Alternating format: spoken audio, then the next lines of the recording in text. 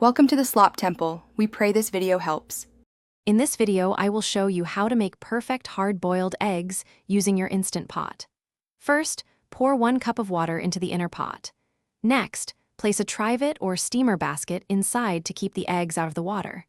Then, gently arrange up to 12 large eggs on the trivet. This simple setup is the foundation for consistently great results every time. Now, secure the lid on your Instant Pot and make sure the sealing valve is set to sealing. Select the manual or pressure cook setting and set the time for 5 minutes on high pressure. Once the cooking cycle finishes, let the pressure naturally release for another 5 minutes. This 5-5-5 method is key to achieving ideal doneness.